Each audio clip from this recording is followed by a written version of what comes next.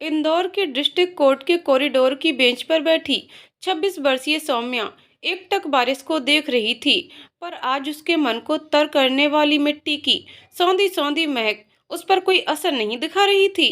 आंखों में नमी लिए बैठी सौम्या कोर्ट के फैसले की सुनवाई के लिए 2 घंटे से इंतजार कर रही थी, क्योंकि बारिश के कारण जज साहब रास्ते में फंसे हुए थे। सौम्या को एक 16-17 साल के लड़के ने चाय का गिलास दिया। सौम्या ने गिलास को जैसे ही अपने मुंह से लगाया, चाय के गर्म होने की वजह से उसकी जीभ जल गई, जिससे उसके मुंह से आह माधव निकल पड़ा और उसकी नजरें वहीं दूसरी ओर खड़े अपने पति माधव की ओर देखने लगी। माधव ने उसे देखकर कोई प्रतिक्रिया नहीं दी और दूसरी तरफ देखने लगा। अभी अगर वो पुराना माधव होता तो सौम्या तक गर्म चाय पहुंचने ही नहीं देता, पर अब बहुत कुछ बदल चुका था। सौम्या की आंखें नम हो गई थीं और उसकी आंखों से आंसू छलक पड़े। वहीं पास खड़ी सौम्या की माँ अपने सामने खड़े माधव की आंखों से गिर रहे आंसू और बेबसी को साफ साफ देख रही थी। लेकिन ऐसी कौन सी परिस्थिति आन पड़ी कि सौम्या से एक पल के लिए भी जुदा न होने वाला माधव आज उसे तलाक ले रहा था। ये जानने के लिए 1.5 साल पीछे चलते हैं। ये कहानी इंदौर में रहने वाले रमेश दयाल उपाध्याय के घर से शुरू होती है। उनके घर में रोज के मुकाबले आज कुछ अलग ही माहौल था।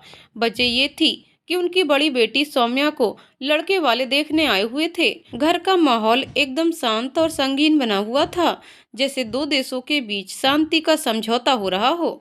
सौम्या के पिता लड़के वालों को मेज पर रखे नाश्ते की ओर इशारा करते हुए खाने का आग्रह करके फॉर्मेलिटी निभा रहे थे, तो दूसरी ओर लड़के वाले उन्हें अपना सिर हिलाकर एक मुस्कान दे रहे थे। इसी बीच सभी खामोश चेहरों में से सोफे पर तनकर बैठे एक महाशय संदीप, जो एक के बाद एक समोसे खाए जा रहे थे, वहां सबसे निश्चिंत लग रहे थे।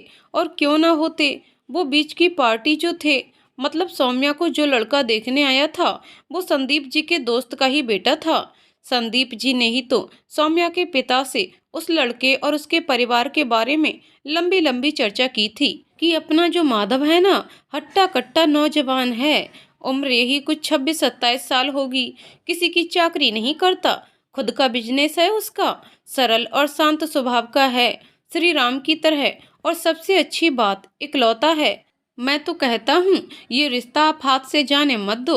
वैसे भी अपनी सौम्या के कड़क स्वभाव के कारण कितने रिश्ते जा चुके हैं, अब ये मत जाने दो, वगैरह वगैरह।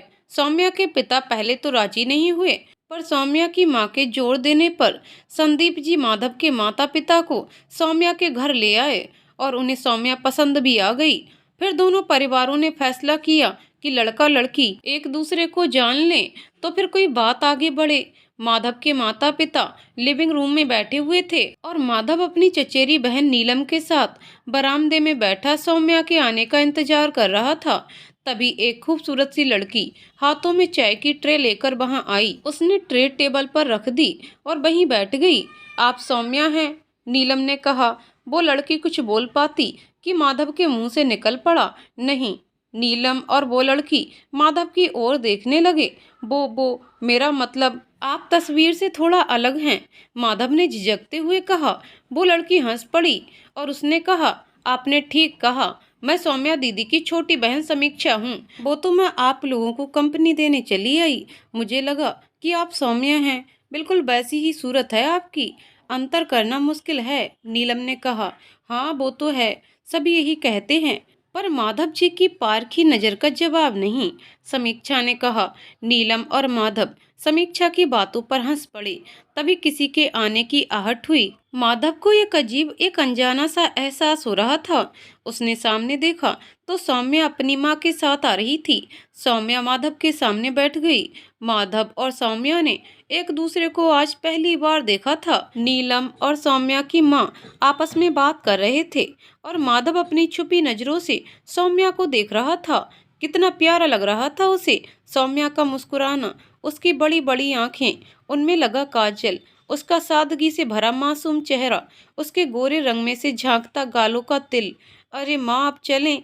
समीक्षा ने माँ को वहां से चलने का इशारा किया। हाँ चलिए, हम अंदर बैठते हैं। माधव, सौम्या, तुम दोनों बातें करो, नीलम ने कहा। नीलम, समीक्षा और सौम्या की माँ वहां से चले गए। सौम्या और माधव अकेले थे। स्वभाव से शर्मीला माधव ये सोच रहा था कि कुछ बोलूं या ना बोलूं, और सौम्या शांत बैठी माधव के कुछ कहने का इंतजार कर रही थी। दोनों अजनबी इस असमंजस में पड़े थे कि क्या बातें करें। हेलो, माधव ने कहा। हेलो, सौम्या ने मुस्कुराकर जवाब दिया। फिर दोनों कुछ देर के लिए खामोश हो गए। आप चाय नहीं पीते क्या? सौम्या ने कहा। जी हाँ, पीता हूँ ना, माधव ने कहा। वो आपकी चाय ठंडी हो चुकी है, इसलिए मैंने पूछा, सौम्या ने कहा।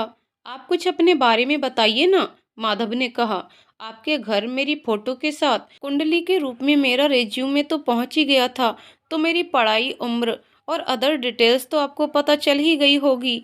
इसके अलावा कुछ और जानना है तो मैं बताऊंगी, सौम्या ने मासूमियत से कहा। माधव सौम्या का जवाब सुनकर मुस्कुराने लगा।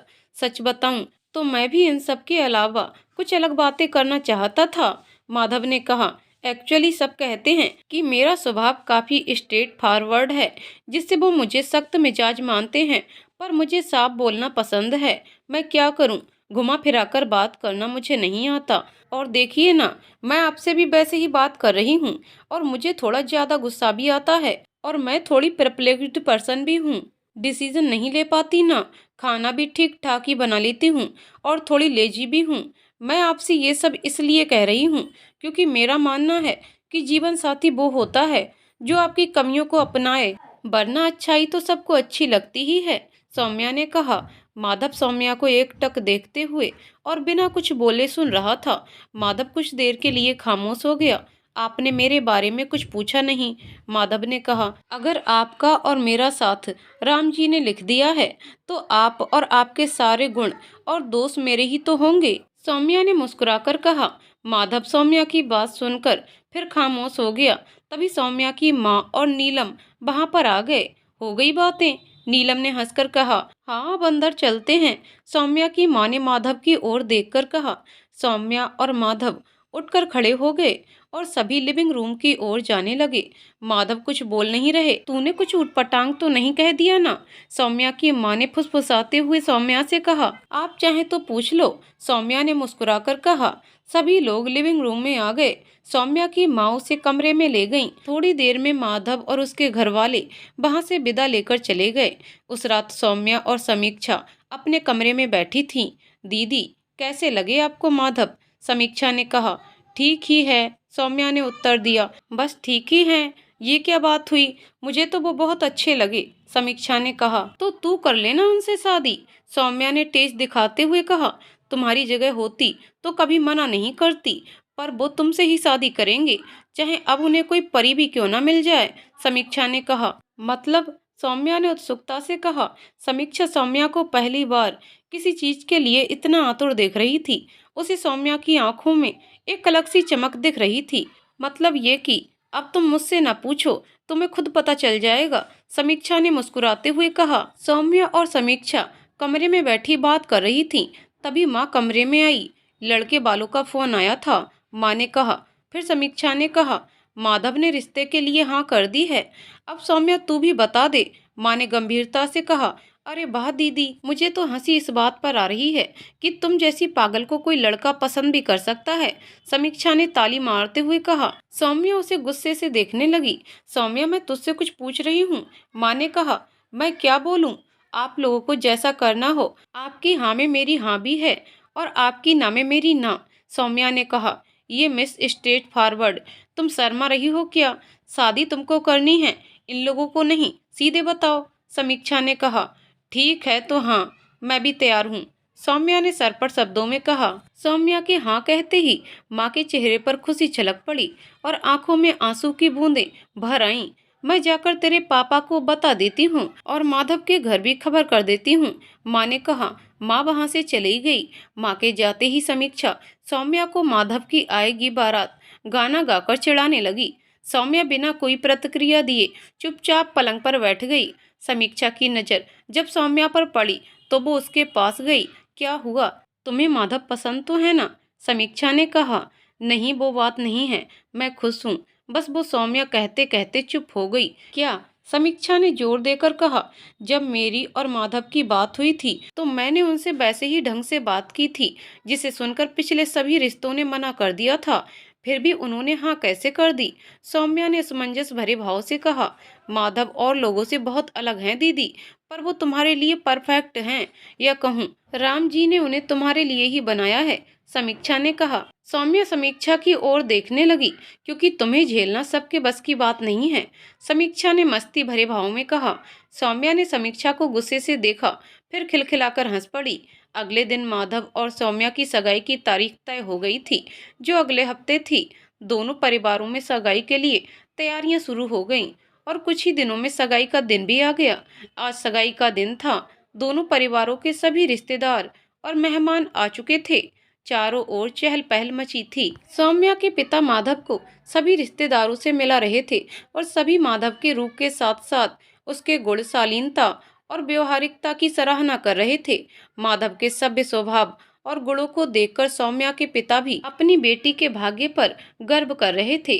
थोड़ी देर में सगाई का मुहूर्त हो गया और सौम्या को बुलाया गया। सौम्या धीमे धीमे कदमों से माधव की तरफ बढ़ती आ रही थी। गाजरी लिबास में आज सौम्या किसी शहजादी से कम नहीं लग रही थी। आज माधव की नजरें सौम्या पर टिक कर रह गई थीं। सौम्या को देखकर माधव के चेहरे से मुस्कान थी कि जाने का नाम ही नहीं ले रही थी। सौम्या अपनी नजरें झुकाए माधव के पास पहुंची। जैसे ही उसकी नजर माधव पर पड़ी तो एक पल के लिए वो भी माधव की आंखों में खोसी गई थी। सगाई का समारोह कुछ देर में समाप्त हो गया। सभी मेहमान अपने अपने घर चले गए थे। सौम्या और माधव के घर वाले शादी की तैयारियों की बातें कर रहे थे। सौम्या अपनी बहनों और सहेलियों के साथ बैठी थी, जो उससे माधव के बारे में बात कर रही थी। सौम्या, तूने भी क्या किस्मत पाई है। माधव जीजू कितने हैंडसम हैं यार, कितने गुड लुकिंग हैं। वो एकदम दमदार पर्सनालिटी है उनकी, और तो और कितने सभ्य हैं वो। तभी समीक्षा आई। सौम्या दीदी चलो, तुम्हें माँ बुला रही हैं, समीक्षा ने कहा। क्यों? सौम्या ने पूछा। चांद दिखाना है तुम्हें यार, अब जल्दी चलो, जरूरी काम है, समीक्षा ने सौम्या का हाथ पकड़ते हुए कहा। समीक्षा सौम्या को छत की ओर ले गई। समीक्षा, तू छत पर क्यों ले आई? तुझे पता है ना, मुझे अंधेरे में घबराहट होती है और माँ की आवाज तो आ ही नहीं रही कहीं से, सौम्या ने समीक्षा के साथ सीढ़ियां चढ़ते हुए कहा। अरे चलो तो यार, नहीं है अंधेरा, पापा ने पूरे घर में लाइट लगवाई हैं, समीक्षा ने कहा। सौम्या समीक्षा के साथ छत पर पहुंची। उसने देखा कि सामने माधव खड़ा है। सौम्या समीक्षा को आंख दिखाकर गुस्से से देखने लगी और समीक्षा मुस्कुराकर वहां से चली गई। हे राम जी, ये समीक्षा भी ना, अभी किसी ने देख लिया तो सब मेरा मजाक बनाएंगे, सौम्या ये कहकर वहां से जाने लगी। सौम्या, एक मिनट, सौम्या रुक गई। वो मैंने ही समीक्षा से कहा था। दरअसल उस दिन के बाद हमारी बात नहीं हुई थी, तो मैंने सोचा कुछ देर बात कर लेते, माधव ने झिझकते हुए कहा। सौम्या माधव के पास आ गई। वो मैंने सुना कि तुम्हें कुछ कंफ्यूज थी, माधव ने कहा। नहीं तो, सौम्या ने उसकी ओर देखकर कहा। सौम्या थोड़ी देर के लिए खामोश हो गई। फिर उसने कहा, समीक्षा ने कहा था ना ये आपसे, सौम्या ने कहा। नहीं तो, उसने कुछ नहीं कहा, बल्कि तुम्हें ऊपर लाने के सिवा हमारी ज्यादा बात भी नहीं हुई। क्यों, कोई बात पूछना चाहती हो क्या? माधव ने कहा। हाँ, पूछना तो है। आपने मुझसे शादी के लिए हाँ क्यों की, जबकि आपसे मैंने पहली मुलाकात में ही अपनी कमियां बता दी थीं। आपकी जगह कोई और लड़का होता तो तुरंत मना कर देता, सौम्या ने मासूमियत से पूछा। तुम बहुत मासूम हो सौम्या। उस दिन तुमने जो कुछ भी कहा कि तुम रुड़ हो, गुस्सैल हो, वगैरह वगैरह, ये जानते हुए भी कि मैं मना कर सकता हूँ, फिर भी तुमने इसकी फिक्र नहीं की। ये तुम्हारी मासूमियत और भोलेपन को झलकाता है, और तुम्हें फिक्र है औरों की, तभी तुम नहीं चाहती कि तुम्हारी वजह से कोई परेशान हो, माधव ने कहा। सौम्या माधव की ओर एकटक देख रही थी। और तुमने मुझसे क्या कहा था कि अगर राम जी ने मुझे तुम्हारे नसीब में लिखा है तो मैं और मेरे गुण और दोस्त सब तुम्हारे ही तो हैं। तो जब राम जी ने हमारा साथ लिख ही दिया है तो तुम और तुम्हारे गुण, दोस्त, सुख दुख सब मेरे हैं, माधव ने सौम्या की आंखों में आंखें डालकर कहा। सौम्या माधव की बातों को सुन इस तरह से खामोश हो गई कि जैसे उसके पास कोई शब्द ही ना हो। माधव ने सौम्या को एक गिफ्ट देते हुए कहा, ये मैं आपके लिए लाया था। वो मैं, सौम्या गिफ्ट लेने में झिझकने लगी। डोंट वरी, इसमें सिर्फ चॉकलेट्स हैं। एक्चुअली लोग मोबाइल गिफ्ट करते हैं, पर मुझे पता था कि आप और लड़कियों की तरह घंटों अपने मंगेतर से बात करने वालों में से नहीं हैं। आप मन रखने के लिए गिफ्ट ले तो लेती, पर मेरा फोन आने पर आप असहज महसूस करती। ऐसा नहीं है कि हम शादी तक बिल्कुल बात नहीं करेंगे। हम बात करेंगे, पर जब आप चाहेंगी, माधव ने कहा। माधव की बात सुनकर सौम्या के चेहरे पर मुस्कान आ गई। उसे समझ नहीं आ रहा था कि वो किस तरह रिएक्ट करे। उसके गाल मारे शर्म के लाल हो गए थे। माधव सौम्या का मुस्कुराता चेहरा देख रहा था, जो चांदनी रात में निखर रहा था। मध्यम मध्यम चल रही हवा सौम्या की लटों को छू कर जा रही थी। सौम्या की मासूम नजरें माधव को देख रही थीं। यही तो वो अदा थी जो उसे कायल कर गई थी। माधव ने अपने हाथों से सौम्या की लट को उसके कान में थमाया और हल्के से कहा, मैं तुम्हें हर पल इसी तरह खुश रखना चाहता हूँ। I love you. और माधव वहां से चला गया। सौम्या वहीं चुपचाप खड़ी थी। माधव के जाते ही समीक्षा आ गई और वो दोनों वहां से अपने कमरे की ओर आने लगे। पता है दीदी, जीजू मेरे आने तक सीढ़ियों पर ही खड़े थे, क्योंकि तुम्हें अंधेरे से डर जो लगता है, समीक्षा ने कहा। तो वो सीढ़ियों पर क्यों खड़े थे, मेरे साथ छत पर क्यों नहीं रुक गए, सौम्या ने कहा। उन्होंने नीचे किसी को देख लिया था शायद, समीक्षा ने कहा। उस रात सौम्या की नींद जैसे उसकी पलकें छोड़कर भाग गई थी। उसे सिर्फ माधव का ही ख्याल आ रहा था। माधव की बातें, उसका उसके लिए परवाह करना, उसकी अच्छाई और उसका स्पर्श, जो सौम्या के मन में नए रंग भर रहा था। दिन गुजरते जा रहे थे। इन दिनों सौम्या के स्वभाव में कुछ नए परिवर्तन दिख रहे थे। सौम्या अधिकतर खोई खोई रहने लगी। कभी कभी बेवजह मुस्कुराने लगती, तो कभी माधव का फोन आने पर वहीं आस पास मंडराने लगती कि कोई एक बार बोल दे कि ले सौम्या, तू भी माधव से बात कर ले। और जब माधव से बात करने की बारी आती, तो सिर्फ हाल चाल पूछकर फोन रख देती। इधर दूसरी तरफ माधव का हाल भी कुछ ऐसा ही था। माधव भी सौम्या की एक आवाज़ सुनने के लिए बहाने ढूंढकर उसके घर कॉल कर देता था, तो कभी उसकी झलक पाने के लिए शादी की तैयारियों के बहाने उसके घर आ जाता। और जब पर्दे के पीछे से माधव को निहारती सौम्या माधव की नज़र पड़ते ही शर्माकर छुप जाती, तो माधव के होठों पर शरारती मुस्कान आ जाती। इसी तरह शादी का दिन भी नजदीक आ गया और माधव सौम्या को लेने बारात लेकर पहुंच गया। दुल्हन के जोड़े में जब सौम्या माधव के पास आई, तो माधव उससे नजरें ही नहीं हटा पा रहा था। आज सौम्या और माधव की खुशी उनके चेहरे से निखर कर आ रही थी। माधव को देखकर सौम्या की मुस्कान उसके चेहरे से हटी नहीं रही थी। माधव सौम्या के मुस्कुराते चेहरे को इस तरह देख रहा था कि जैसे वचन दे रहा हो, ये मुस्कान कभी खोने नहीं दूंगा। जब विदाई के समय सौम्या की आंखों में आंसू आए, तो माधव ने अपने दोस्तों के साथ हंसी मजाक करना शुरू कर दिया, जिससे सौम्या के साथ साथ वहां मौजूद सभी लोगों के चेहरे पर हंसी छा रही थी। कुछ देर बाद सौम्या अपनी नई जिंदगी शुरू करने माधव के घर आ चुकी थी। जब रात हुई, तो माधव अपने और सौम्या के कमरे में गया। उसने देखा कि सौम्या सो चुकी थी। थकान के मारे सौम्या इतनी गहरी नींद में थी कि उसे माधव के आने की आहट भी नहीं हुई। माधव आहिस्ते से पलंग के दूसरी तरफ बैठ गया, जिससे सौम्या की नींद न खुल जाए। माधव ने सौम्या के चेहरे पर बिखरी जुल्फों को अपने हाथों से एक तरफ किया। माधव मासूम बच्चे की तरह बेसुध सो रही सौम्या को देख रहा था। उसे कितनी प्यारी लग रही थी वो। माधव की नजर सौम्या के हाथ के नीचे दबी एक किताब पर पड़ी। उसने उस किताब को आहिस्ते से उठाया और खोला। उसमें बहुत सी कविताएं लिखी थीं। माधव एक एक करके उन कविताओं को पढ़ने लगा। ऐसा लग रहा था कि जैसे सौम्या ने उन कविताओं में अपने भाव भरे हों। उन कविताओं में से एक कविता माधव के लिए भी थी। कहते हैं दुनिया में कोई सदा साथ नहीं रहता, हमारे पास नहीं रहता, पर मैं हमेशा तुम्हारे साथ रहना चाहती हूँ। कुछ बातें तुम्हारी सुनना चाहती हूँ, कुछ लफ्ज तुमसे कहना चाहती हूँ, हमेशा तुम्हारे साथ रहना चाहती हूँ। सौम्या की कविताएं माधव के दिल की गहराई में उतर रही थीं। वह पूरी रात सौम्या को ही देखता रहा। माधव को पता ही नहीं चला कि कब उसकी नींद लग गई। जब उसकी आंख खुली, तो सौम्या वहां नहीं थी। माधव को बालकनी से हलचल सुनाई दी। वह उठकर बालकनी में गया। उसने देखा, नई नवेली वधू की तरह निखरी सौम्या तुलसी में जल दे रही थी। उसके बाल भीगे बिखरे हुए थे, जिनके झरोखों में से सूरज की लालिमा झांक रही थी। सुबह की सुनहरी धूप में कोमल कली की तरह उसके चेहरे की कांति महक रही थी। उसकी बातूनी आंखें, उनमें लगा काजल, माधव को निहाल कर रहे थे। सौम्या की नजर माधव पर पड़ी, तो वो उसे देखकर मुस्कुरा दी। माधव झिझक कर इधर उधर देखने लगा। कब उठी सौम्या? माधव ने कहा। अभी कुछ देर पहले ही उठी। कल आप आए और मुझे जगाया नहीं। सौम्या ने कहा। तुम इतनी निश्चिंत होकर सो रही थी कि तुम्हें उठाने का मन ही नहीं हुआ। माधव ने कहा। वो मुझे आपको कुछ देना था। सौम्या ने कमरे में आते हुए कहा। सौम्या ने अपने बैग से एक गिफ्ट निकाला और माधव की ओर बढ़ाया। ओह, पहली बार अपने हस्बैंड को गिफ्ट दे रही हो, माधव ने कहा। फिर माधव ने गिफ्ट खोला। श्रीमद् भगवत गीता। माधव ने आश्चर्य से कहा। हाँ, वो सभी कह रहे थे कि माधव को ऐसा गिफ्ट देना जो उसके काम आए, तो मैंने सोचा श्रीमद् भगवत गीता से बेस्ट कुछ हो ही नहीं सकता, सौम्या ने कहा। माधव मुस्कुरा उठा। इस तरह सौम्या और माधव की जिंदगी की गाड़ी पटरी पर चल पड़ी। दिन गुजरने के साथ साथ माधव सौम्या का प्यार और भी गहरा होता जा रहा था। दोनों को एक दूसरे की छोटी छोटी खुशियों में खुशी मिलती थी।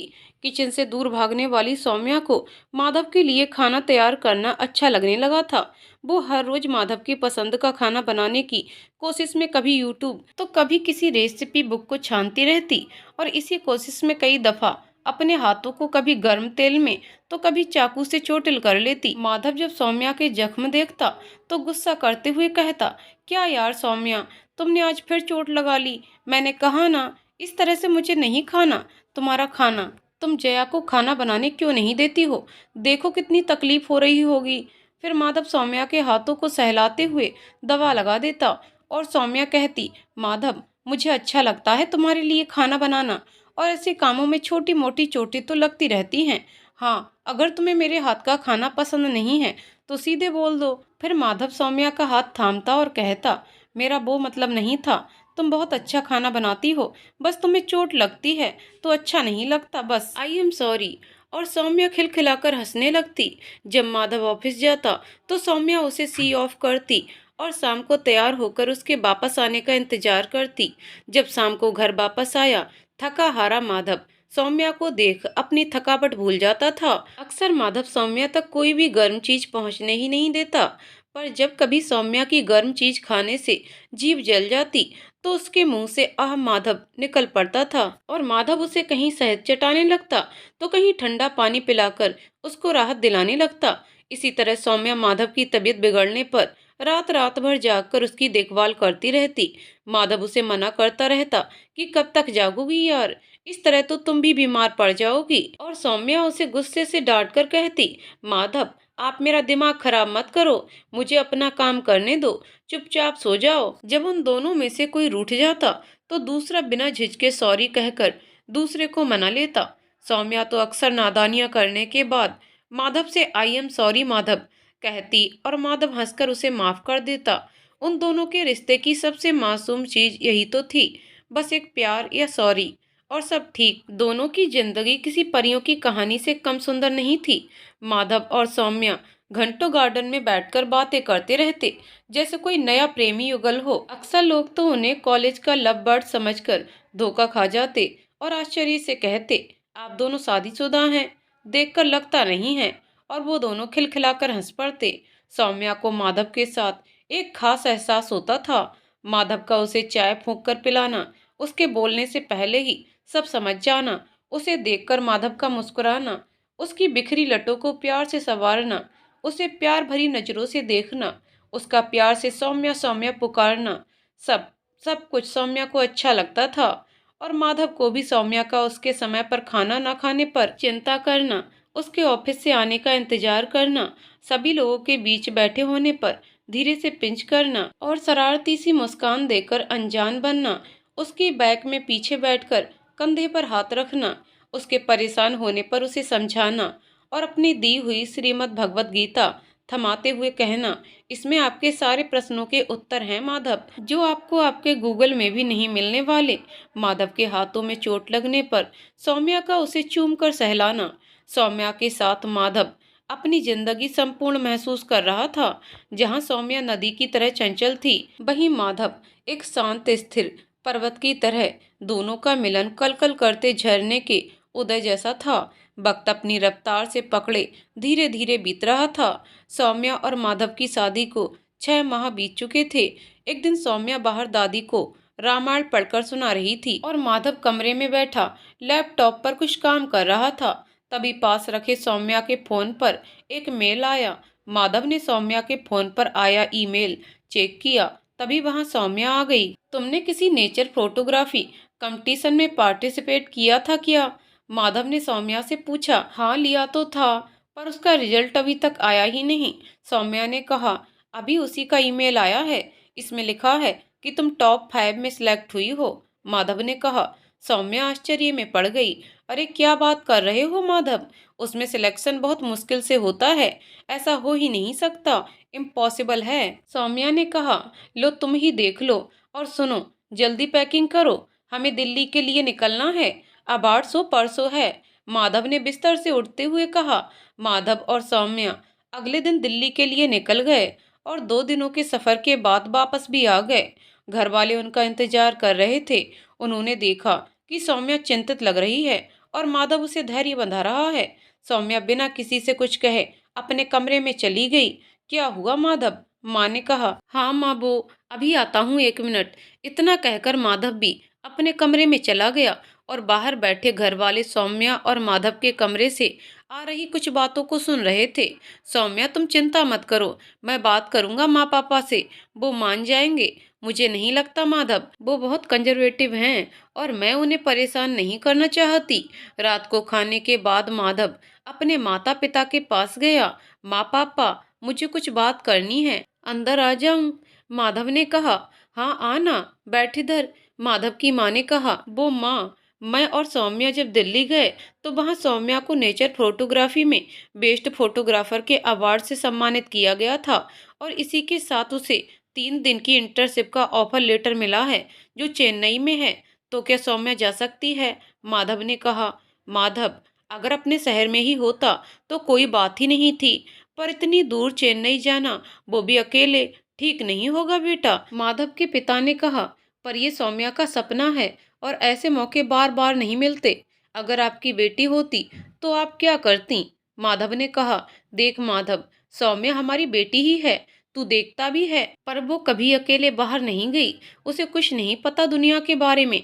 और तू अखबार में पढ़ता तो है ना क्या क्या हो रहा है लड़कियों के साथ। अगर कोई ऊंच नीच हो गई तो क्या करेंगे हम? माधव की माँ ने कहा। आप लोग हर बात को निगेटिव में क्यों सोच लेते हो? आजकल लड़कियां कितनी तरक्की कर रही हैं, वो भी तो अखबार में आता है ना। क्या वो घर में बैठे बैठे पायलट या साइंटिस्ट बन जाती हैं? और अगर किसी लड़की के साथ कुछ गलत होता है तो उसमें उसकी कोई गलती नहीं होती। और क्या इन सब चीज़ों के बारे में सोच सोच कर हम अपनी बेटियों को आगे बढ़ाना छोड़ दें, उनकी ज़िंदगी सिर्फ 4 दीवारी तक सीमित रहने दें? अरे ऐसे में तो उन दरिंदों में और हम में कोई अंतर ही नहीं बचेगा। माधव ने गुस्से से कहा। देख माधव, तुम्हारी पीढ़ी हम लोगों को तभी समझती है जब तुमसे कुछ बन बिगड़ जाता है। तुमने हमसे पूछा, हमने जवाब दे दिया, अब जो तुम लोगों को ठीक लगे वो करो। माधव की माँ ने कहा। माधव बिना कुछ बोले वहां से चला गया। माधव अपने कमरे में आया। सौम्या पलंग पर बैठी अपनी डायरी में कुछ लिख रही थी। तुमने पैकिंग करना शुरू नहीं किया? माधव ने अलमारी के ऊपर रखा बैग नीचे उतारते हुए कहा। माधव, मैं माँ पापा की परमिशन के बिना कहीं नहीं जाने वाली, सुन रहे हैं ना आप? सौम्या ने कहा। उन्होंने तुम्हें अकेले जाने के लिए मना किया है। अगर मैं भी तुम्हारे साथ जाऊं तो उन्हें कोई प्रॉब्लम नहीं होगी, माधव ने कहा। लेकिन माधव, लंबा समय है, पूरा 1 महीना लग जाएगा, और आपका ऑफिस उसका क्या? सौम्या ने चिंता जताते हुए कहा। तुम टेंशन मत लो, सब मैनेज हो जाएगा, तुम बस तैयारी शुरू करो और अपने सपने पूरा करो, माधव ने सौम्या के हाथ पर अपना हाथ रखते हुए कहा। 2 दिन बाद माधव सौम्या को लेकर चेन्नई चला गया और सौम्या की इंटर्नशिप खत्म होने के बाद वो दोनों वापस आ गए। उन दोनों के चेन्नई से लौटने के 3 दिन बाद सौम्या को एक कॉल आया कि उसे फोटोग्राफर के पद पर एक नामी मैगजीन कंपनी ने जॉब ऑफर की है।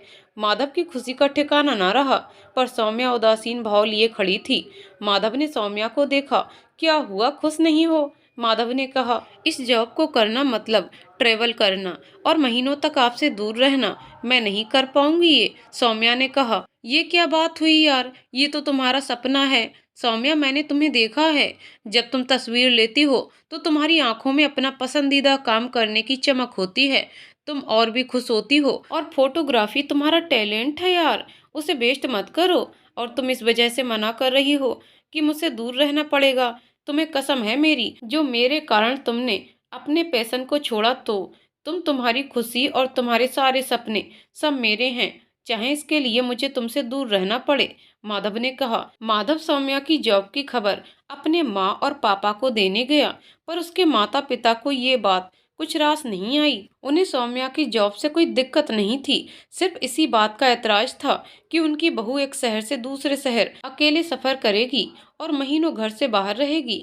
माधव ने इसका एक हल निकाला कि सौम्या के साथ वो भी जाया करेगा।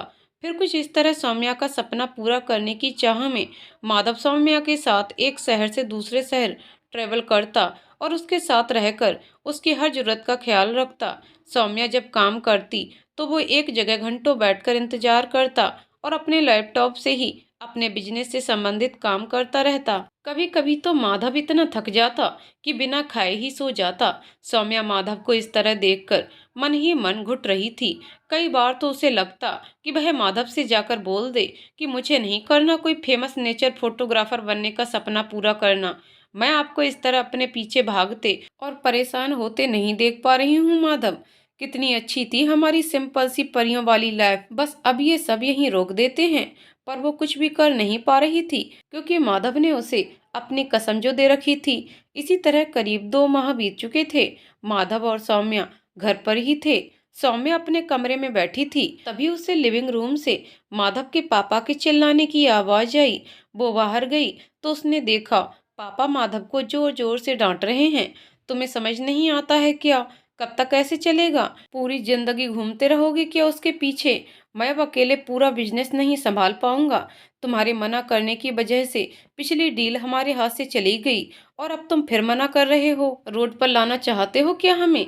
मैंने अब तक सह लिया, अब मैं बर्दाश्त नहीं करूंगा। ये कॉन्ट्रैक्ट हमारे लिए बहुत जरूरी है। 2 दिन बाद मीटिंग है और उसमें तुम्हें आना है, समझे ना? माधव के पिता ने उसे डांटते हुए कहा और वो वहां से चले गए। पर पापा, माधव बोलते हुए रुक गया। माँ, तुम तो मुझे समझती हो ना, बोलो ना पापा से। माधव ने अपनी माँ की ओर देखते हुए कहा। मैं क्या करूं माधव, तेरी इस जिद की वजह से बिजनेस तो घाटे में जा ही रहा है और घर का माहौल भी बिगड़ रहा है। आजकल तेरे पापा बहुत टेंशन में रहने लगे हैं, मैं उनसे कुछ नहीं कह सकती हूँ, माधव की माँ ने कहा। उस रात घर के किसी सदस्य ने खाना तक नहीं खाया। माधव और सौम्या भी बिना कोई बातें किए एक दूसरे को पीठ देकर करवट लिए बिस्तर पर लेटे रहे। दोनों को नींद नहीं आ रही थी। सौम्या अपने मुंह को दबाकर अपनी सिसकियां छुपाने की कोशिश कर रही थी और माधव असमंजस में पड़ा सामने टेबल पर रखा फैमिली फ्रेम देख रहा था। अगले दिन सुबह माधव ऑफिस के लिए निकल गया और जब वापस आया तो देखा सौम्या कमरे में नहीं थी। माँ, सौम्या कहीं गई है क्या? माधव ने माँ से पूछा। हाँ, वो जल्दी में बैग लेकर गई तो है, कह रही थी माँ के यहाँ जा रही हूँ और तेरे लिए ये चिट्ठी देकर गई है। माँ ने माधव को चिट्ठी देते हुए कहा। चिट्ठी? वो फोन भी तो कर सकती थी, क्या लिखा है इसमें? माधव ने चिट्ठी लेते हुए कहा। मैंने नहीं पढ़ा, सोचा तुम दोनों की कोई निजी बात ना हो, माँ ने कहा। माधव ने सौम्या का लेटर पढ़ना शुरू किया। उसमें लिखा था, माधव, कल मुझे कंपनी से कॉल आया था हैदराबाद जाने के लिए। वहां परसों तक पहुंचना था, इसलिए मैं आज ही निकल रही हूं। आप चिंता मत कीजिएगा, मैं माँ के घर से निकलूंगी और मैं अकेली नहीं हूँ। मेरे ताऊ जी के बेटे अजीत भैया हैं मेरे साथ। काम बहुत ज़्यादा रहेगा तो शायद कॉल रिसीव ना कर पाऊँ। आप अपना ख्याल रखना और टाइम पर खाना खा लेना, ओके? और मुझे पता है कि माँ ने ये चिट्ठी नहीं पढ़ी होगी, तो उन्हें भी बता देना। और मैं जल्दी जल्दी में तुम्हें कॉल नहीं कर पाई, उसके लिए सॉरी, लव यू। माधव कुछ देर खामोश खड़ा रहा। माँ के पूछने पर उसने उन्हें सौम्या के बारे में बताया, फिर अपने कमरे में चला गया। रात हो चुकी थी। माधव अपने कमरे में बिस्तर पर लेटा सीलिंग की ओर देखते हुए कुछ सोच रहा था। तभी उसके फोन में रिंग हुई। उसने देखा तो सौम्या की माँ का फोन था। उसने फोन उठाया। हेलो माधव, सौम्या की माँ ने कहा। जी माँ, बोलिए, माधव ने कहा। आपने खाना खा लिया है ना? सौम्या की माँ ने कहा। नहीं माँ, अभी खा लूंगा। पर आप आज अचानक क्यों पूछ रही हैं? माधव ने कहा। अरे सौम्या मुझसे बोलकर गई थी कि उसके आने तक मैं तुम्हें खाना खाने की याद दिलाती रहूं, सौम्या की माँ ने कहा। ये सुनकर माधव के चेहरे पर मुस्कान आ गई।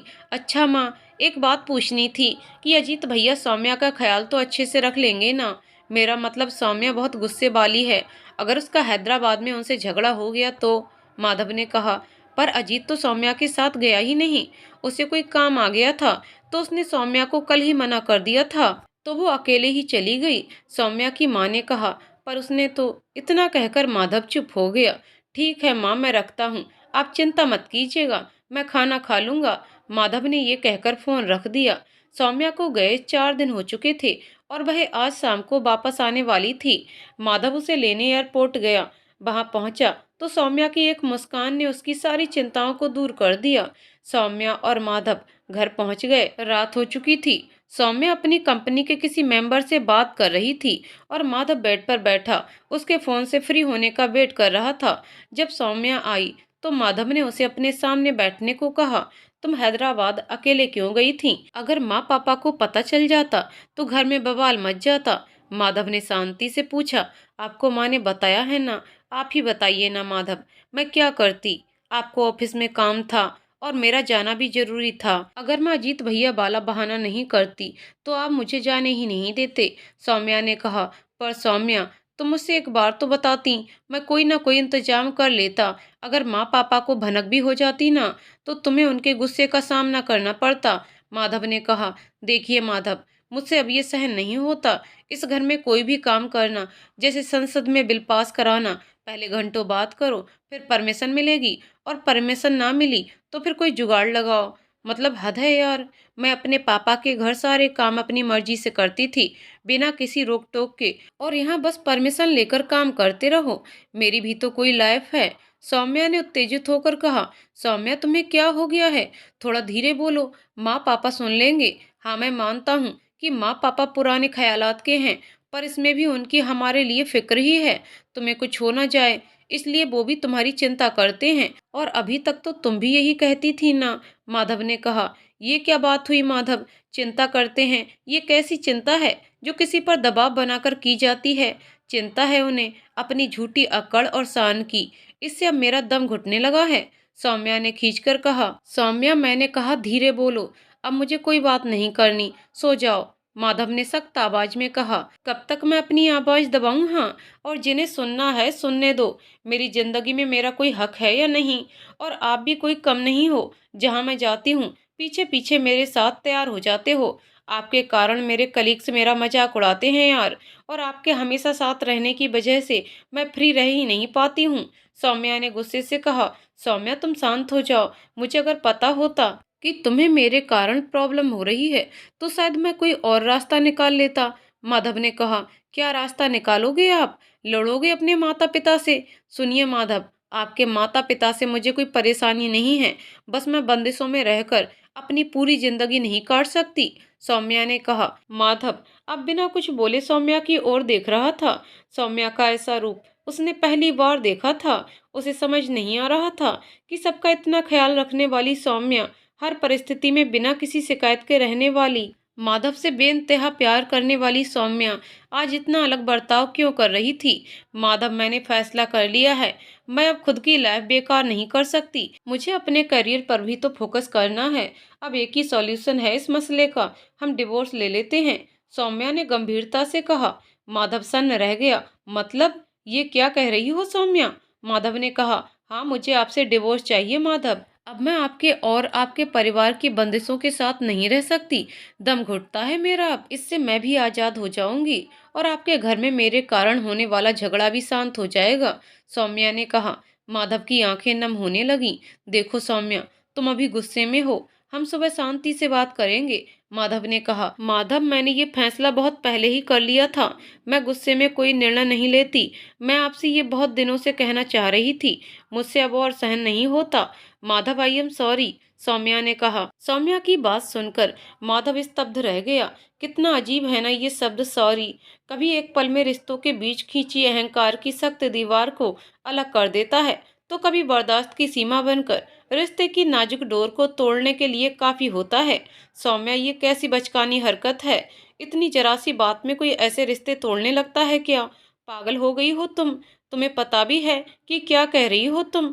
शादी को मजाक बनाकर रखा है कि अब बर्दाश्त नहीं हो रहा तो चलो एक दूसरे को सॉरी कहकर अलग हो जाते हैं। मैं तुम्हें कोई डिवोर्स नहीं देने वाला, समझी? माधव ने गुस्से से चिल्लाकर कहा। माधव की गुस्से भरी आवाज सुनकर सौम्या सहम गई और फपक कर रोने लगी। माधव गुस्से में कमरे से बाहर चला गया।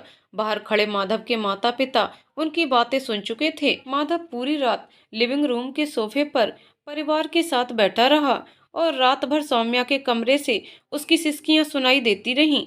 अगले दिन सुबह माधव की नींद खुली। उसने देखा कि सौम्या रोज की तरह घर की मेड जया के साथ किचन में नाश्ता पका रही है। सौम्या को पहले की तरह देख माधव ने राहत की सांस ली। तभी दरवाजे पर किसी की दस्तक हुई। दरवाजे पर किसी की दस्तक सुनकर माधव की माँ ने दरवाजा खोला। देखा तो काले कोट में एक वकील खड़े थे। माँ ने उनके आने का कारण पूछा। जी, मुझे सौम्या जी ने बुलाया है, वकील ने कहा। तभी सौम्या किचन से बाहर आई। हाँ, मैंने बुलाया है इन्हें, सौम्या ने कहा। वकील ने अपने बैग से पेपर्स निकालकर सौम्या को देते हुए कहा, मैडम ये लीजिए डिवोर्स पेपर। माधव ने जैसे ही ये सुना तो उसका खून खौल उठा। उसकी आंखें गुस्से से लाल हो गईं। उसने वकील के हाथ से पेपर्स छीनकर फाड़ दिए और उसे घर से बाहर निकाल दिया। उस दिन माधव ने पहली बार गुस्साई आंखों से सौम्या की ओर देखा और उसे फटकार लगाते हुए कहा, क्या तमाशा है? पागल हो गई हो क्या? तुम्हारी दो चार बातें सुन क्या ली? तुम्हें बड़ी छूट मिल गई है। हाँ, समझती क्या हो तुम अपने आप को? क्या कह रही थी? मैं इंडिपेंडेंट हूँ। अंधेरे में फट्टू की तरह डर जाती हो। इतनी बड़ी हो गई पर गर्म चीज फूंक कर खाना याद नहीं रहता तुम्हें। एक चीज चुनने में तुम्हें घंटों लग जाते हैं और फैसले लेने चली। अपना गुस्सा तक तो संभाल नहीं पाती। कोई कुछ बोल दे तो पलटकर ठीक से जवाब देना तक तो आता नहीं तुमसे। अपना ख्याल तक तो ठीक से रख नहीं पाती हो और चली अकेले रहने। बहुत हो गई तुम्हारी बकवास। एक बात ध्यान से सुनो, ये डिवोर्स विवोर्स की जिद करना बंद करो और जाओ अंदर। सौम्या की आंखों से झरझर आंसू बहने लगे और वो दौड़कर अपने कमरे में चली गई। सुबह से दोपहर हो गई। सौम्या ने सुबह से कुछ भी नहीं खाया था तो माधव उसके लिए थाली लगाकर कमरे में ले गया। सौम्या सोई हुई थी। माधव सौम्या के पास बैठ गया। उसने सौम्या को हल्के से हिलाकर जगाया और उससे खाना खाने के लिए कहा। मुझे भूख नहीं है, सौम्या ने कहा। मैंने बहुत जोर से डांट दिया ना तुम्हें? आई एम सॉरी यार। वादा करता हूँ अब से ऐसा दोबारा नहीं होगा। नाराजगी छोड़ो और खाना खा लो प्लीज, माधव ने कहा। माधव, आप मेरी बात समझ क्यों नहीं रहे? आप भी सबकी तरह मुझ पर दबाव क्यों बना रहे हैं? मैं आपको किस तरह समझाऊं कि अब मैं आपके साथ और नहीं रह पाऊंगी? आप क्यों परेशान कर रहे हैं मुझे? सौम्या ने रुआंदे स्वर में कहा। सौम्या, तुम्हारी हर जिद, हर बात मैं मानने को तैयार हूँ पर मैं ये नहीं कर सकता। तुम मेरी जिंदगी हो यार, मेरा प्यार हो, तुम क्यों नहीं समझती? माधव ने कहा। आपको याद है आपने मुझसे कहा था मेरी खुशी के लिए आप दूर भी रह सकते हैं, तो अब मेरी खुशी इसी में है कि मैं आपसे दूर रहूं, सौम्या ने कहा। माधव की आंखें भर आईं पर अपने आप को बेबस सा महसूस करने लगा। ठीक है तो चलो कर दूंगा ये भी। कल बुला लेना अपने लायर को, पर अभी खाना खा लो। ये कहते हुए माधव का गला भर आया। माधव ने थाली में से एक निवाला तोड़ा और उसे फूंक कर ठंडा किया और सौम्या की तरफ बढ़ाया। सौम्या ने माधव का हाथ रोकते हुए कहा, मैं ये चाहती हूँ कि अब आप मेरी चिंता करना छोड़ दें।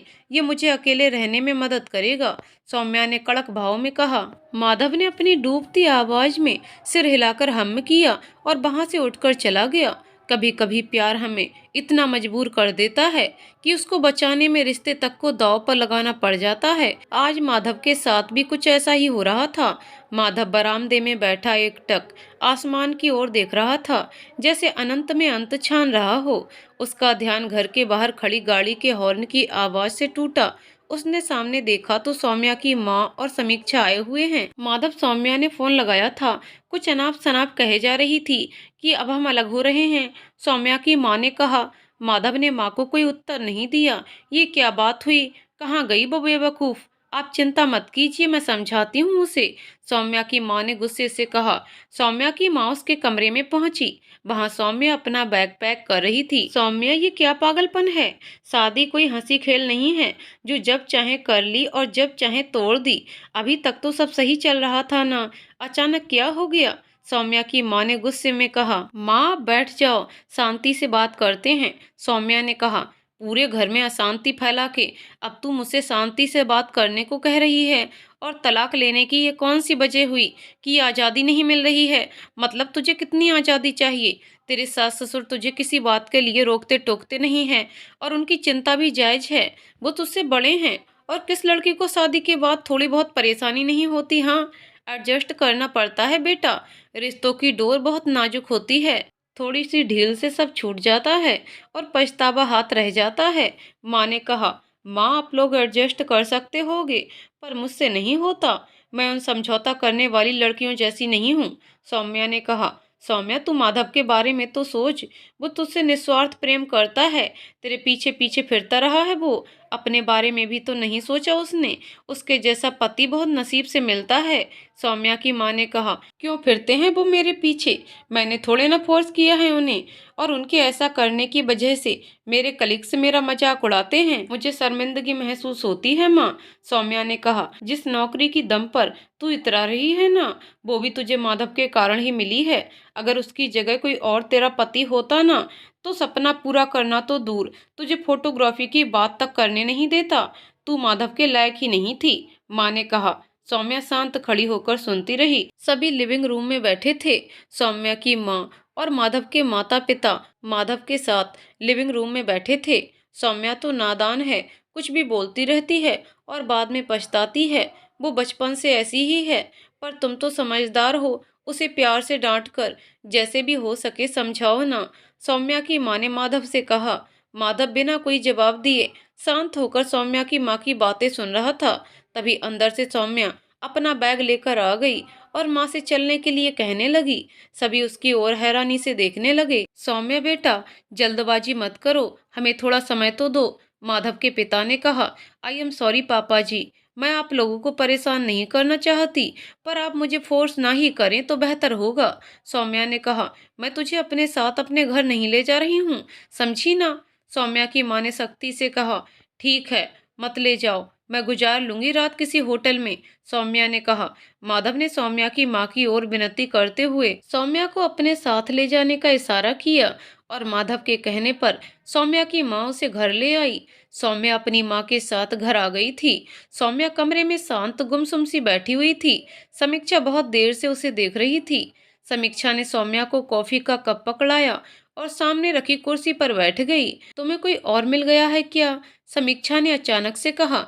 समीक्षा की बात सुन सौम्या उसकी ओर देखने लगी। मतलब? सौम्या ने कहा। नहीं, सीरियसली, कोई है क्या जो तुम्हें पसंद है? समीक्षा ने कहा। सौम्या ने कप टेबल पर रख दिया। तू पागल है क्या? कैसी बात कर रही है? मैं माधव के अलावा किसी और के बारे में सोच भी नहीं सकती। सौम्या ने चिढ़कर कहा। हाँ तो इसमें गलत क्या है? अरे नहीं जमता किसी किसी का। अच्छा एक बात बताओ, तुम्हारे कलीग्स में से ही है क्या वो? समीक्षा ने कहा। समीक्षा चुप हो जा, अब कुछ मत बोलना, एक थप्पड़ खा जाएगी तू। सौम्या ने चिल्लाकर कहा। तू क्या सोचती है मैं उन्हें धोखा दूंगी, जो सब कुछ छोड़कर हर पल मेरे साथ रहे, जो मेरी खुशी के लिए रात दिन मेरे पीछे पीछे फिरते रहे, और मैं उन्हें धोखा दूंगी? वहां मैं अपना काम करती थी और वो घंटों बाहर बैठे रहते थे। अपनी भूख प्यास तक का ख्याल नहीं रहता था उन्हें। मेरे कारण अपने माता पिता की नाराजगी भी झेलते थे। वो बेचारे अपने माता पिता और प्यार के बीच में पिस रहे थे। मैं नहीं देख पा रही थी उनकी ऐसी हालत। माँ सच कहती हैं, मैं उनके लायक ही नहीं हूँ। मैं उन्हें कोई खुशी नहीं दे पाई, और देखा जाए तो ये सब मेरे ही कारण हो रहा है।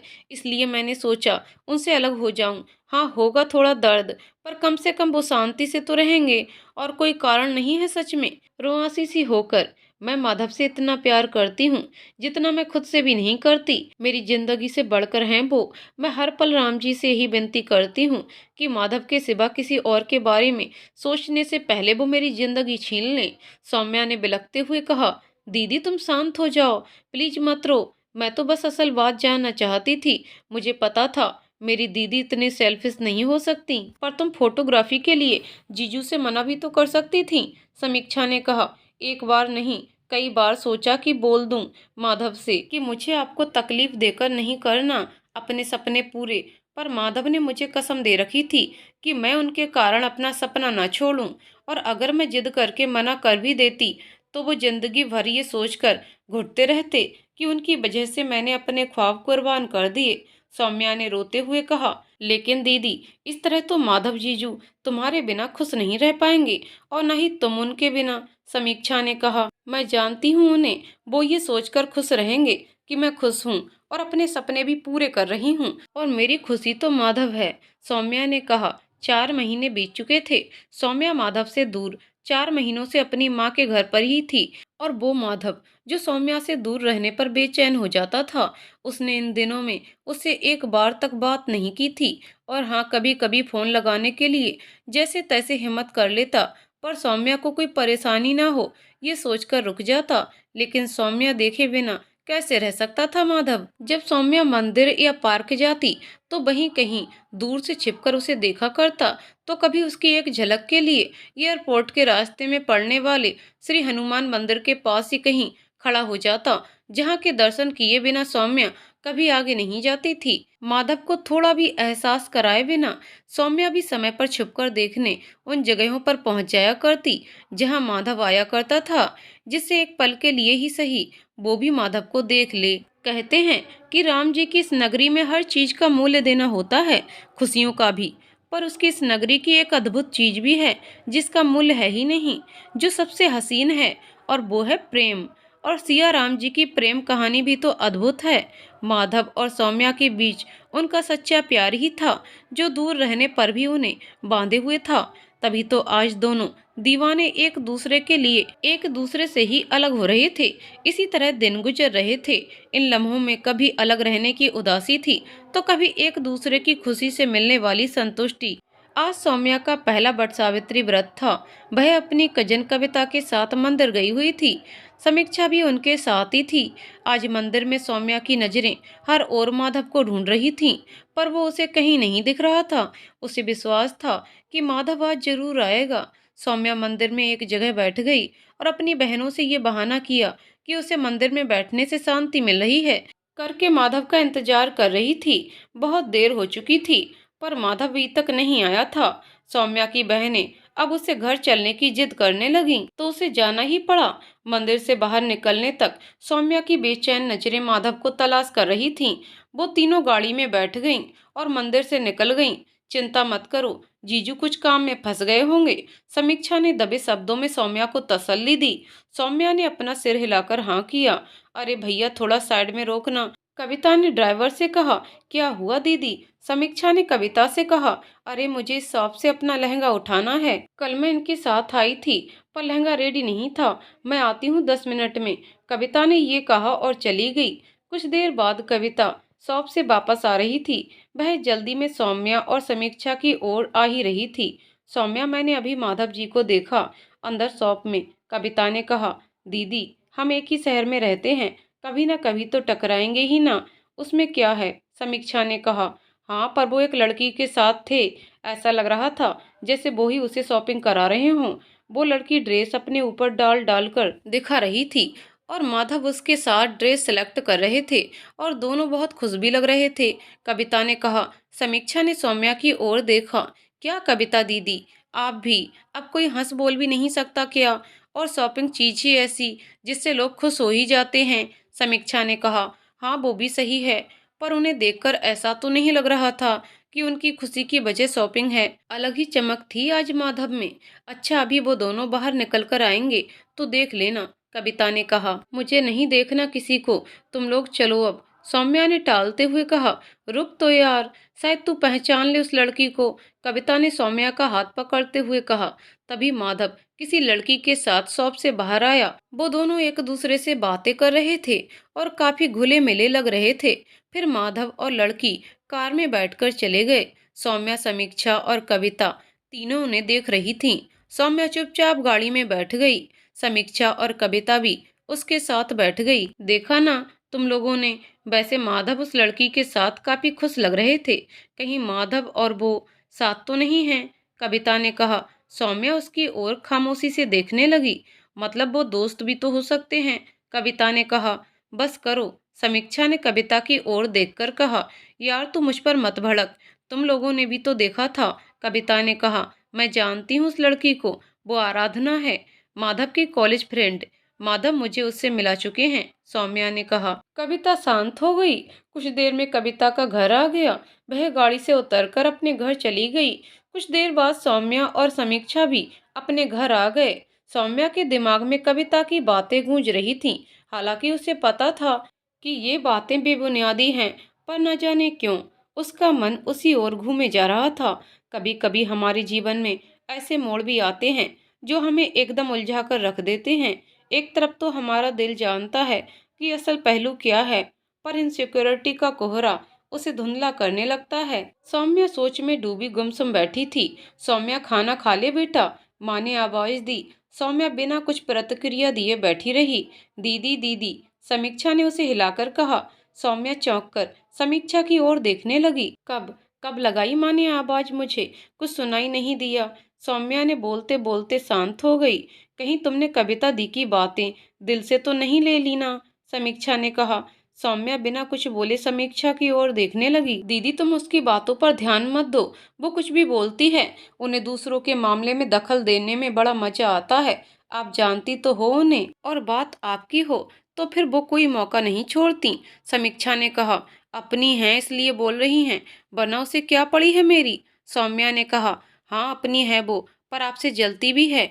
याद करो, जब आप और जीजू पहली बार ताऊ जी के यहाँ खाने पर गए थे, तब इसने जीजू से क्या कहा था कि कैसे झेल लेते हैं आप सौम्या को। तो जीजू ने कितना प्यारा जवाब दिया था। जो हमारे दिल में होते हैं हम उन्हें झेलते नहीं, प्यार करते हैं। फिर कैसे वो चिढ़ गई थी, याद है ना? और तुम कैसे कह सकती हो कि जीजू और वो आराधना साथ है? मैं पहले भी कहती थी और अभी भी कहती हूँ, जीजू तुम्हें छोड़कर किसी और के बारे में सोच ही नहीं सकते। समीक्षा ने सौम्या को धैर्य बंधाते हुए कहा। माधव ने बताया था कि आराधना उन्हें पसंद करती थी। उसने माधव को अपने दिल की बात बताई थी। उस समय माधव ने उसे मना कर दिया था। अगर ये बात सच है तो मुझे अच्छा लगेगा कि माधव अपनी जिंदगी में आगे बढ़ गए। आराधना बहुत अच्छी लड़की है, वो उनका बहुत ख्याल रखेगी। और वैसे भी मेरा ये सब सोचना बेकार ही है, क्योंकि कुछ दिनों बाद हम पूरी तरह से अलग हो ही जाएंगे। सौम्या ने अपनी डूबती हुई आवाज को संभालते हुए कहा। करीब 15 दिन गुजर चुके थे। सौम्या और समीक्षा माँ के साथ किचन में थीं। तभी सौम्या के व्हाट्सएप पर मैसेज आया। उसने चेक किया तो कविता का मैसेज था। उसने कोई पिक्चर सेंड की थी। सौम्या ने पिक्चर डाउनलोड की। सौम्या ने जैसे ही पिक्चर देखी, वह स्तब्ध हो गई। समीक्षा और माँ ने उससे पूछा तो उसने उन्हें वो फोटो दिखाया। उस पिक्चर में माधव और आराधना साथ थे, और आराधना के हाथ की अनामिका उंगली में अंगूठी थी, जो वह कैमरे के सामने दिखा रही थी। उस पोस्ट के कैप्शन पर लिखा था, the love let's gift given by Madhav. Saumya चुपचाप अपने कमरे में चली गई। समीक्षा उसके पीछे आने लगी तो सौम्या ने उसे हाथ दिखाकर वहीं रुकने को कहा। सौम्या अपने कमरे में जाकर जमीन पर बैठ गई और टेबल पर रखी अपनी कविताओं की डायरी को उठाकर उसमें रखे सूखे गुलाब के फूलों को हाथ से छूकर सहलाने लगी, जो उसे माधव ने दिए थे। तभी उसके फोन में कविता का फोन आया। सौम्या ने फोन उठाया। हाँ सौम्या, तूने देखी वो पिक्चर? अरे बड़ी मुश्किल से मिली है यार। वैसे मैं सोशल मीडिया पर खुद से किसी को फॉलो नहीं करती, पर मैंने अपनी बहन के लिए अपनी सेल्फ रिस्पेक्ट को साइड में रख दिया। तुझे आराधना की रिंग देखकर सब समझ तो आ ही गया होगा। मैं तुझे माधव की और खबरें लाकर दूंगी। हाँ, कविता ने कहा। नहीं कविता, रहने दे तू। वैसे भी इस सब का कोई मतलब नहीं है। हम अलग जो होने वाले हैं। ये बोलते बोलते सौम्या का गला भराया और उसने फोन काट दिया। सौम्या के अंदर सिसकी भर रही थी। तभी समीक्षा आई। सौम्या जब समीक्षा को देखा तो वह समीक्षा को देखकर फपक कर रोने लगी और उससे लिपट गई। इतना आसान नहीं है समीक्षा ये, जितना मैंने सोचा था। माधव से दूर रहना बहुत मुश्किल होता जा रहा है। मैं क्या करूं अब? मैं अपने आप को संभाल नहीं पा रही हूँ। मुझे अच्छा नहीं लग रहा समीक्षा, सौम्या ने विलखते हुए कहा। समीक्षा की भी आंखें छलक रही थीं, पर वो सौम्या का सर सहलाकर उसे हौसला दे रही थी। मैं सोचती थी कि बस उससे दूर रहना है, लेकिन अब डर लगने लगा है। सब सच कहते हैं, मैं बेवकूफ हूँ, पागल हूँ, जो माधव से दूर हो गई। पर मैं क्या करती समीक्षा? मैं उन्हें परेशान नहीं देख पा रही थी। हे राम जी, ये क्या हो गया मुझसे? सौम्या ने विलखते हुए कहा। मैं अभी उनके पास जाती हूँ। मैं उनसे हर बार की तरह सॉरी माधव कह दूंगी। वो मेरी हर गलती माफ कर देते हैं और मुझे पता है वो ये भी माफ कर देंगे। सौम्या बिलख कर कहते हुए बदहवासी दरवाजे की ओर जाने लगी। तभी माँ ने उसे पकड़ा और चिल्लाकर कहा, तुम क्या समझती हो तुम्हारे एक सॉरी से सब पहले जैसा हो जाएगा? मैंने कहा था कि सौम्या जल्दबाजी मत कर, पछताएगी तू, पर नहीं माना तूने। सॉरी माँ, सौम्या ने रोते हुए कहा। फिर सॉरी? तुम लोगों ने तो मजाक बना लिया है। तुम्हारे लिए बस सॉरी कह दो और सब ठीक। और अब तक तो तुझे कोई फर्क नहीं पड़ रहा था। जब तूने माधव को उस लड़की के साथ देखा तो दूरी बर्दाश्त नहीं हो पा रही है तुझसे। अगर माधव किसी और को पसंद करने लगा है तो तुझे क्यों परेशानी हो रही है? तुझसे उसकी थोड़ी सी भी खुशी देखी नहीं जाती क्या? अगर वो नई जिंदगी शुरू करना चाहता है तो तुझे खुश होना चाहिए ना। और ये सब छोड़कर अपने कैरियर पर ध्यान दे जो तुझे बहुत प्यारा है। माँ ने गुस्से में झल्लाकर कहा। सौम्या शांत हो गई और निढाल होकर बिस्तर पर लेट गई। सिसकियां भरते हुए कब उसकी आंख लग गई पता ही नहीं चला। दीदी दीदी उठो, वो नीचे तुम्हारे वकील आए हैं। अगले दिन सुबह सौम्या की आंख समीक्षा की आवाज के साथ खुली। सौम्या नीचे आ गई तो वकील ने कहा, मैडम अच्छी खबर है, इस महीने की 13 तारीख को आपकी और माधव की कोर्ट में पेशी थी। दोनों पार्टी सहमत थीं, इसलिए डिवोर्स प्रोसेसिंग में ज्यादा समय नहीं लगा। बस उस दिन कोई गड़बड़ नहीं हुई तो आपको उसी दिन डिवोर्स मिल जाएगा।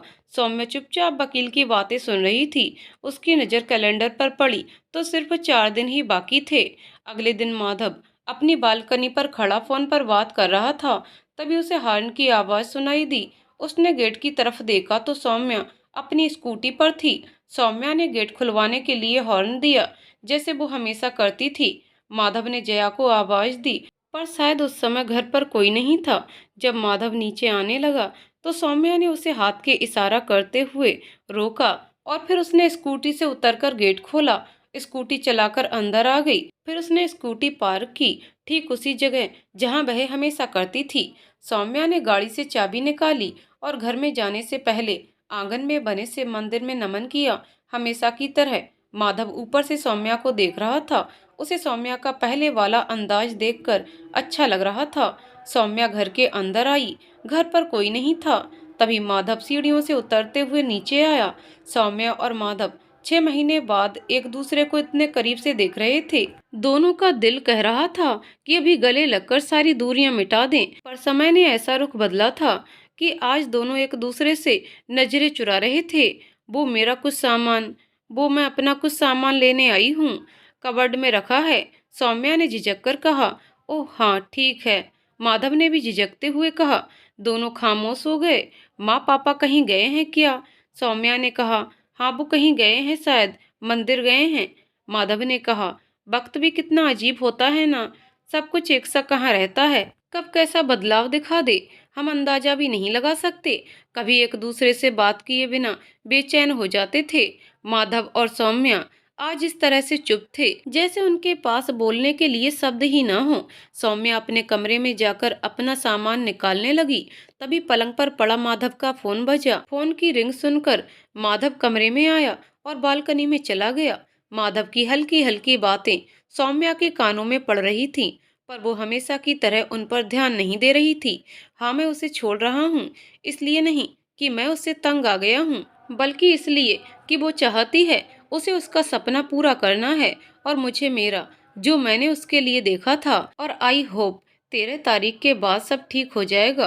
पर माधव के ये शब्द सौम्या नजरअंदाज नहीं कर पाई।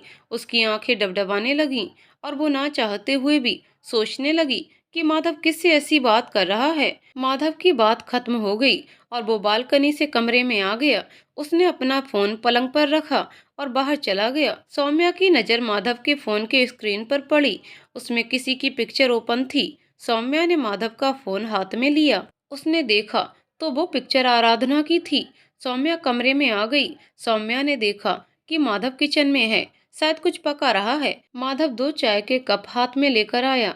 ये चाय, माधव ने टेबल पर कप रखते हुए कहा। वो मुझे जल्दी जाना है। सौम्या ने टालते हुए कहा, बस थोड़ी देर, पता नहीं अब मौका मिले। माधव ने कहा। सौम्या कुछ कह नहीं पाई और बैठ गई। माधव ने उसे चाय का कप दिया। उस कमरे में इतनी खामोशी छाई हुई थी कि सिर्फ घड़ी की टिक टिक ही सुनाई दे रही थी। माधव और सौम्या चाय के प्याले में जज्बातों का एक एक घूंट चुपचाप पी रहे थे। दोनों की आंखों में छाई नमी बहुत कुछ कह रही थी, पर उसमें स्वर नहीं थे। चाय खत्म होते ही सौम्या उठकर जाने लगी। माधव खड़ा हो गया। सौम्या दरवाजे की ओर बढ़ रही थी कि अचानक उसके कदम रुक गए। I am sorry Madhav. Saumya ने बिना माधव की ओर देखे अपनी डूबती हुई आवाज को संभालते हुए कहा। माधव की आंखें छलक पड़ी और सौम्या वहां से चली गई। अगले दिन की सुबह माधव और सौम्या डिस्ट्रिक्ट कोर्ट में थे। अचानक बहुत तेज बारिश होने लगी। दोनों शांत खड़े एक दूसरे को कनखियों से देख रहे थे। चारों ओर बारिश की महक और मिट्टी की सौंधी खुशबू फैली हुई थी, पर वो भी उन दोनों की उदासी कम नहीं कर पा रही थी। लगभग 2 घंटे बीत चुका था। जज साहब भी बारिश में फंसे हुए थे, इसलिए उन्हें आने में देर हो रही थी और वहां मौजूद लगभग सभी लोगों का बिल्कुल अफसोस नहीं हो रहा था, बल्कि वो जज साहब के ना आने की प्रार्थना कर रहे थे ताकि तारीख टल जाए। सौम्या बेसुध और गुमसुम सी बेंच पर बैठी थी। तभी सभी के लिए चाय आई। एक लड़के ने सौम्या के हाथ में चाय दी। सौम्या ने गर्म चाय अपने मुंह से लगाई तो उसकी जीभ जल गई। उसके मुंह से आह माधव निकल पड़ा और उसकी नजरें माधव को देखने लगीं। माधव बिना प्रतिक्रिया दिए दूसरी तरफ मुंह करके खड़ा हो गया। आखिर सौम्या ने ही तो उसे मना किया था और माधव की बेबसी उसकी आंखों से छलक रही थी, जिसे सौम्या की मां साफ देख रही थी। थोड़ी देर में अंदर से सुनवाई के लिए बुलावा आया। वकीलों ने दलीलें पेश की और माधव और सौम्या से आखिरी बार तलाक के लिए पूछा गया। माधव ने हाँ कर दिया। सौम्या कुछ बोलती कि तभी सौम्या की माँ की तबीयत अचानक से खराब होने लगी। उन्हें सांस लेने में तकलीफ होने लगी और नाक से खून बहने लगा था। सौम्या भागकर माँ के पास गई और एम्बुलेंस बुलाने के लिए चिल्लाने लगी। माधव भी सौम्या के पास आ गया। माँ को अस्पताल पहुंचा दिया गया। सौम्या ने उसके वकील ने जज के सामने डिवोर्स की मंजूरी देने के लिए कहा, पर सौम्या ने उस पर ध्यान नहीं दिया और माँ के साथ चली गई। हॉस्पिटल में माँ पलंग पर लेटी हुई थी। सौम्या उनके पास बैठी थी और बाकी लोग बाहर थे। तभी सौम्या के पापा आए। सब उनकी ओर देखने लगे। वो डॉक्टर कह रहे थे ब्लड प्रेशर हाई हो गया था, आज ही डिस्चार्ज हो जाएंगी। सौम्या के पिता ने कहा। शाम होते ही सौम्या की माँ डिस्चार्ज होकर घर आ गई। रात को सौम्या के वकील का फोन आया। उसने सौम्या को बताया कि तलाक की तारीख आगे बढ़ा दी गई है। अगले दिन दोपहर में सौम्या अपने कपड़े कबर्ड में जमा रही थी। उसकी नज़र उसकी और माधव की सगाई की एल्बम पर पड़ी। उसने एल्बम उठाया और जमीन पर बैठकर देखने लगी। उस एल्बम की हर तस्वीर सौम्या के होठों में मुस्कान के साथ आंखों में आंसू ला रही थी। यादों के साए में डूबी सौम्या अपने बीते पलों को खंगाल रही थी कि दरवाजे की घंटी बजी। सौम्या उठकर बाहर गई और उसने गेट खोला। सामने माधव खड़ा था, साथ में आराधना भी थी। सौम्या ने मुस्कुराकर उन दोनों से अंदर आने के लिए कहा। सौम्या आंटी कहाँ हैं?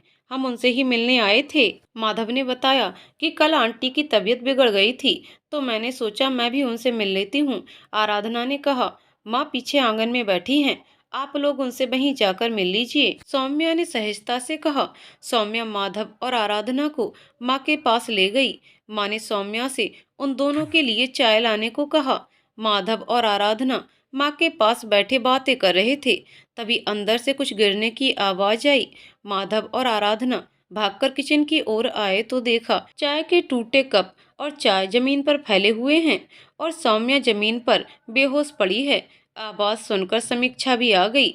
माधव ने सौम्या का सर अपनी गोद में रखा और समीक्षा से पानी लेकर पानी के छींटे सौम्या के मुंह पर मारे। सौम्या को फिर भी होश नहीं आ रहा था। वो लोग सौम्या को पास के हॉस्पिटल लेकर गए। सौम्या को तुरंत एडमिट कर लिया गया।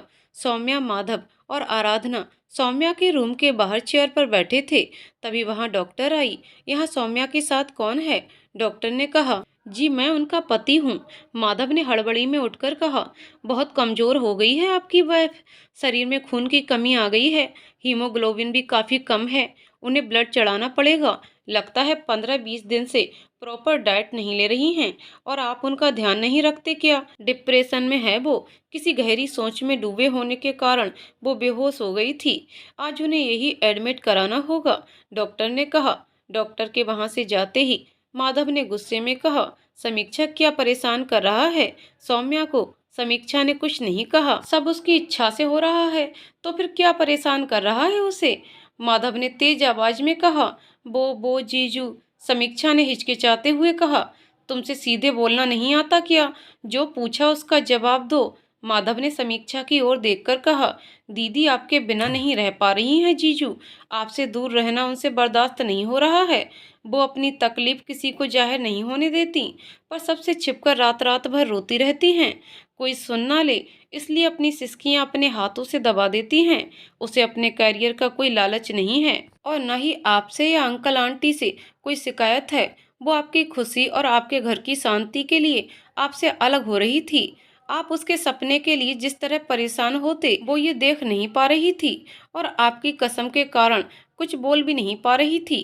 अंदर ही अंदर घुट रही थी वो। आपके और आपके परिवार के बीच होने वाले विवाद का कारण भी वो अपने आप को समझती है, इसलिए आप लोगों से दूर हो गई, जिससे आप लोग शांति से रह सकें। और उस बेवकूफ ने सबके सामने बुरे बनने की भी चिंता बिल्कुल नहीं की। दीदी आपसे बहुत प्यार करती हैं जीजू। उसने कभी खुद के बारे में नहीं सोचा, हमेशा आपके और आपकी फैमिली की चिंता की। आप जानते हैं कि वो बहुत सेंसिटिव है जीजू। आपके और आराधना के साथ होने पर भी उसने कुछ नहीं कहा, पर मुझे पता है उसे सबसे ज्यादा इसी से धक्का लगा है। समीक्षा ने रुआंसा होकर कहा। किसने कहा कि मैं और माधव साथ हैं? मतलब मेरी 15 दिन पहले ही कोर्ट मैरिज हुई है। आराधना ने कहा। माधव का चेहरा गुस्से से लाल हो गया। उसने अपना हाथ दीवार पर गुस्से से मारा और सौम्या के रूम का दरवाजा खोलकर सीधे दाखिल हो गया। सौम्या बेड पर लेटी हुई थी और पास खड़ी नर्स उसे खून की बोतल लगा रही थी। ए तुम पागल हो क्या? बेवकूफी की भी हद होती है। माधव अपना सिर पकड़कर गुस्से से चिल्लाकर कहता है। माधव के पीछे पीछे समीक्षा और आराधना भी रूम में आ गए। आप हल्ला मत करिए, आप हॉस्पिटल में हैं, दूसरे मरीजों को भी परेशानी होगी, नर्स ने कहा। माधव ने नर्स की ओर ध्यान नहीं दिया। ये दोनों 6 महीने से परेशान हैं। अगर आपके पेशेंट थोड़ी देर परेशान हो जाएंगे तो कुछ बिगड़ेगा नहीं, समीक्षा ने कहा। सौम्या उठकर बैठ गई। क्या हुआ? सौम्या ने कहा। तुम्हें तो लगता है एक थप्पड़ लगाऊं, सब अकल ठिकाने आ जाएगी तुम्हारी। 6 महीने से सबको परेशान कर रखा है तुमने, खुद के साथ साथ मुझे भी पागल कर रही हो और पूछती हो क्या हुआ? अकल बकल नहीं है क्या तुम्हें? बस जो जी में आए वो करना है तुम्हें। 6 महीने से दिमाग खराब करके रख दिया है। बहुत समझदार बनती हो, मुझे तो लगता है कि तुम्हें। माधव ने सौम्या की ओर दांत कसमसाते हुए कहा। देखो देखो, अपनी हालत, शरीर कमजोर हो गया है, रो रो कर आंखें सूज गई हैं, शरीर में खून नहीं है, डिप्रेशन में चली गई हो तुम। अगर तुम्हें कुछ हो जाता तो मेरा क्या होता? कभी सोचा है तुमने? तुम्हारे बिना मर जाऊंगा मैं।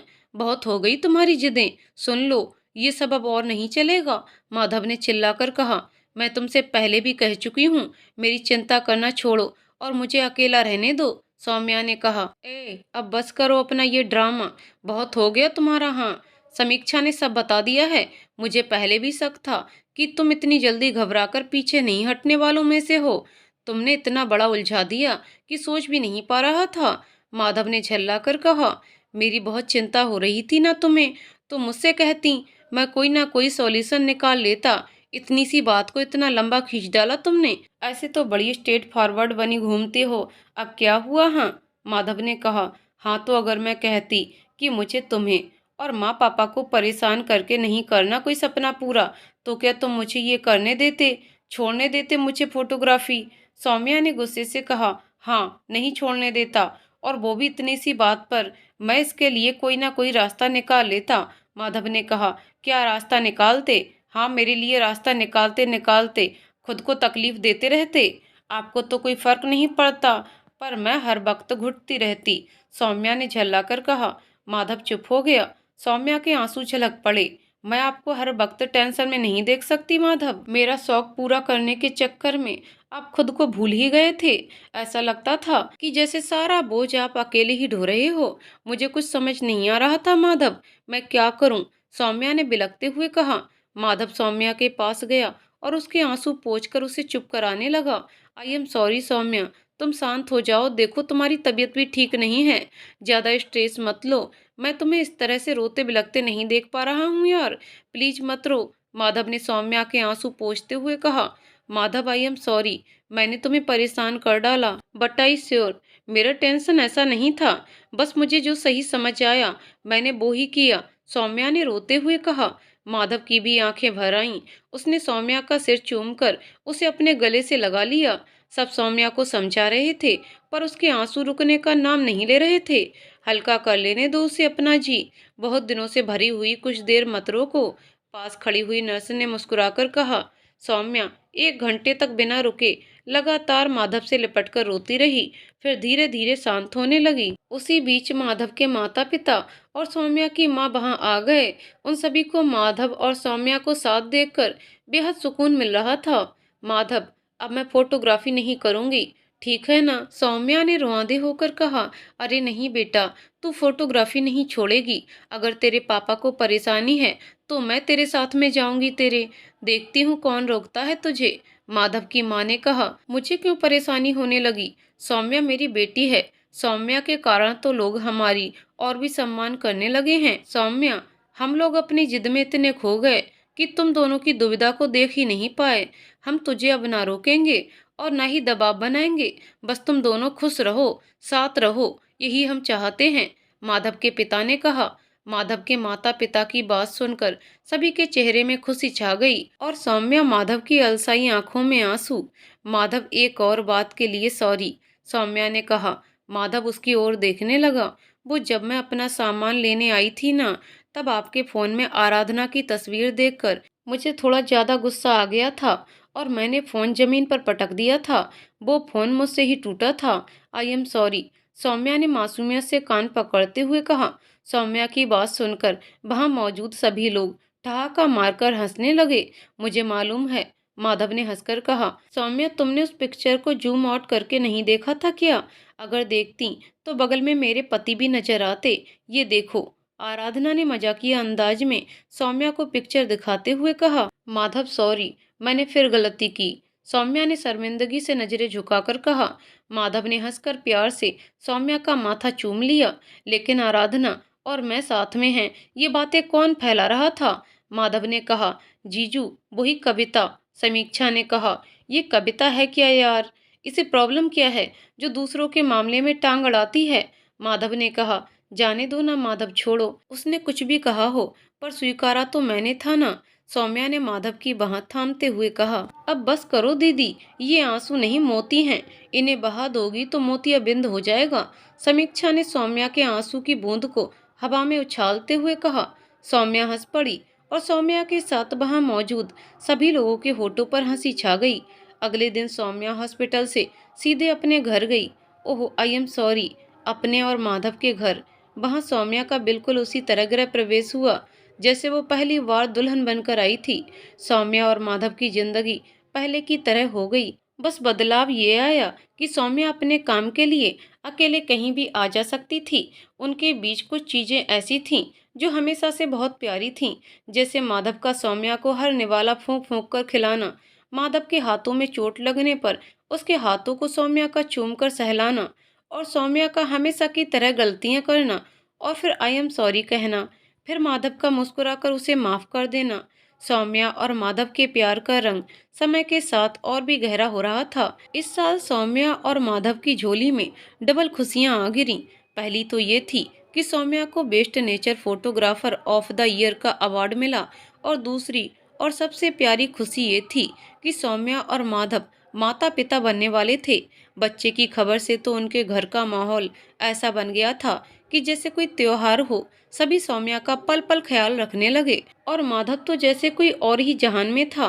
कुछ महीनों बाद माधव, अब और नहीं खा सकती, मुझे लगता है मैं फट जाऊंगी, सामने खाने की प्लेट लिए माधव से सौम्या ने कहा।